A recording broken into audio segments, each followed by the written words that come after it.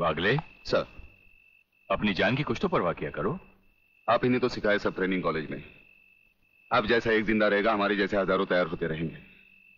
और आपके सिवा मेरा है कौन इस दुनिया में। I am proud of you. Thank you sir. Jeevanlal Tandel, तुम्हारी सरकार किसके बलबूते पर बनी? आपके, प्रलयनाथ जी, आपके बलबूते पर। तुम होम मिनिस्टर किसके दम पर बने? आपकी मंजूरी के बिना इस राज्य में मिनिस्टर का पोर्टफोलियो कौन संभाल सकता है? ये सब आपकी ही कृपा है प्रलयनाथ जी। अच्छा, फिर वो खाकी वर्दी वाला रुद्र प्रताप चौहान इस खेत की मूली है? उसने हमारा सोने चांदी का धंधा बंद करवा दिया। हमने गुस्से का घोट शराब में मिलाकर पी लिया। उसने हमारे जुए खाने, शराब के अड्डे, जिसमें फरोशी के धंधे सब चौपट कर दिए। मैंने अपने गुस्से को आंखों की लाले में लाके डुबो दिया। यह सब तो मैंने बर्दाश्त कर ही लिया, मगर मेरी जिंदगी के आखिरी मकसद को नाकाम करने की उसकी कोई भी कोशिश अब मैं बर्दाश्त नहीं कर पाऊंगा। मुझे 24 घंटे के अंदर उसकी ट्रांसफर चाहिए। क्षमा कीजिए प्रलयनाथ जी, ये कदाचित नहीं हो सकता। मैं हाई कमांड से भी इस मामले में चर्चा कर चुका हूं। रुद्र प्रताप का ट्रांसफर असंभव है। जो संभव होता है उसे हम जैसे सत्यवादी पुलिस ऑफिसर की मदद से गुंडा स्वामी आप संभव कर सकते हैं। क्या मतलब? मतलब है रुद्र प्रताप की मौत। मगर तुम तो आज तक यही बकते आए हो कि ना ही कहीं वो अकेला जाता है और ना ही निहत्था। मगर अब ये भी बकता हूं कि वो एक जगह अकेला भी जाता है और निहत्था भी। या! या! या! अरे लगाम खींचो खींचो खींचो। Halt halt halt. अरे वाह बेटा वाह, अब तुम परफेक्ट राइडर हो गए हो।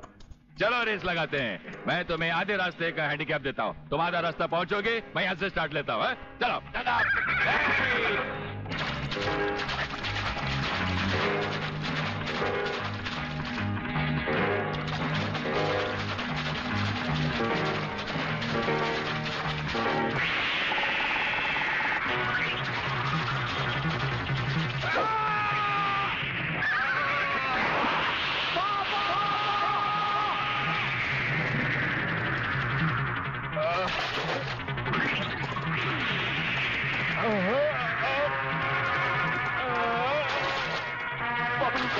पापा, ये तुम्हें क्या हो गया पापा?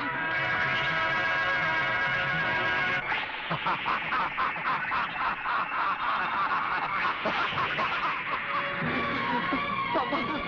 पापा, पापा।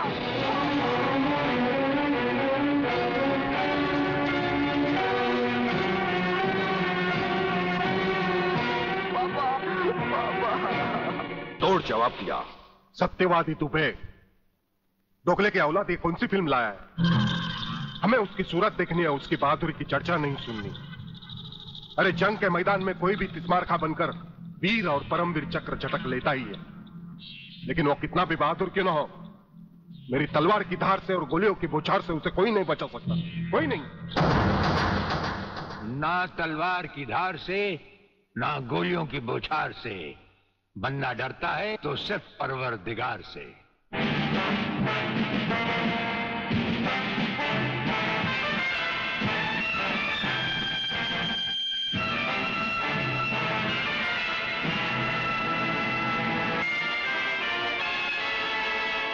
ब्रिगेडियर सूर्यदेव सिंह? अच्छा, तो यही है तुम्हारा ब्रिगेडियर सूर्यदेव सिंह। ढूंढ डालो इसे।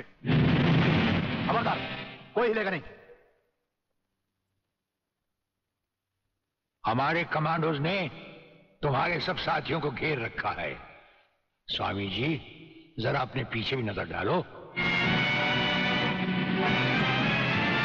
ये कमांडो बड़ा खतरनाक है। तुम्हारा बाप है, पत्ता हिलने से पहले ही पेड़ काट डालता है। तुम्हारी भलाई अब इसी में है कि बिना हिले जुले खामोश खड़े रहो।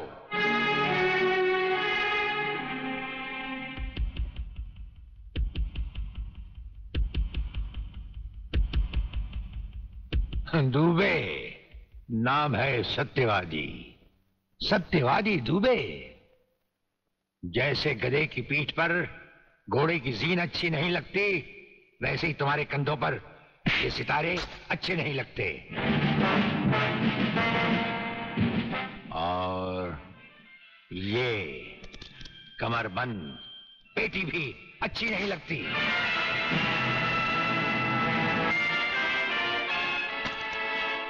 अब वो कसम याद करो जो तुमने खाई थी ये वर्दी पहनने से पहले। हम कसम खाते हैं कि हम पूरी ईमानदारी और वफादारी से देश और कानून की रक्षा करेंगे।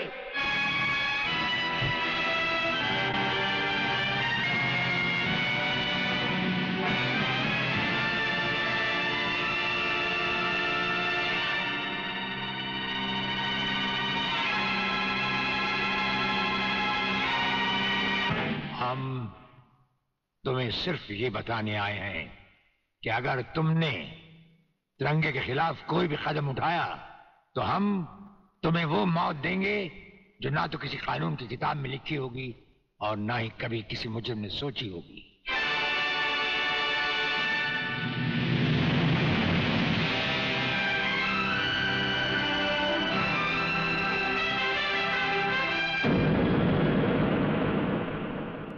Hello, inspector Wagle speaking. No, suspended inspector Shivaji Rao Wagle speaking. Sir, DSP साहब ने आपको अर्जेंट बुलाया है, कल से ड्यूटी ज्वाइन करनी है। फिर इंस्पेक्टर वागले, तुम्हें शायद मालूम नहीं कि तमाम पुलिस ऑफिसर्स की फाइल्स देखने के बाद ब्रिगेडियर सूर्यदेव सिंह ने सिर्फ तुम्हें चुना है। सर, अब तुम दोनों को मिलकर काम करना है, लेकिन तुम पूरब हो तो वो पश्चिम है। इसलिए सीनियर ऑफिसर होने के बावजूद मेरी तुमसे रिक्वेस्ट है कि ब्रिगेडियर सूर्यदेव सिंह के साथ मिलकर जो भी खेल खेलना हो, शांति और ठंडे दिमाग से खेलना। सर,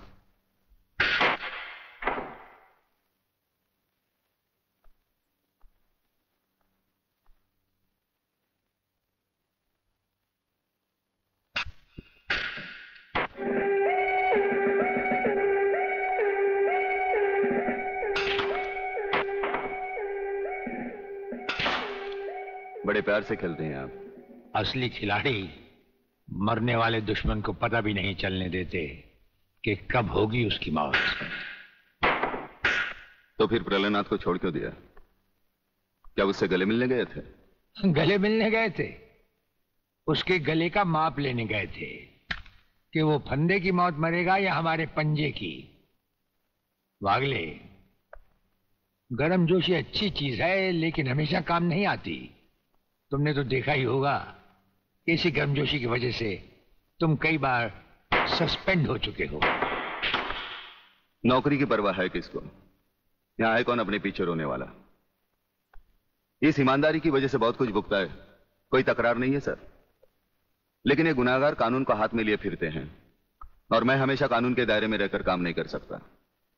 अपना तो उसूल है, पहले लात, फिर बात, उसके बाद मुलाकात। भाई वागले, अपना तो उसूल है, पहले मुलाकात, फिर बात, और फिर अगर जरूरत पड़े तो लात। बड़ी उम्मीद थी आपसे, लेकिन अब पता चला आपका रास्ता अलग, मेरा रास्ता अलग। आप नरम खून के, मैं गर्म खून का। हम एक साथ काम नहीं कर सकते सर। वागले, तुमने समझा कि जिंदगी में सिर्फ तुमने ही बहुत कुछ खोया है। इस इंसान को देखो, जब चाहता ये घर बसा सकता था, लेकिन नहीं। इस अकेली जान को हमने अपने देश के लिए उठा रखा है। दोनों का मकसद एक है, मंजिल एक है, सिर्फ रास्ते अलग अलग हैं। नहीं वागले, हमारे रास्ते भी एक हैं, मंजिल भी एक है। और फिर इतनी बड़ी दुनिया में तुम्हारा कौन है? कोई भी नहीं, सिवाय फर्ज के। इस दुनिया में हमारा कौन है? कोई भी नहीं, सिवाय फर्ज के। अगर फर्क है तो सिर्फ सोचने के ढंग में और काम करने के तरीके में। अब हमें इस फर्क को मिटाते हुए ये युद्ध एक साथ लड़ना होगा।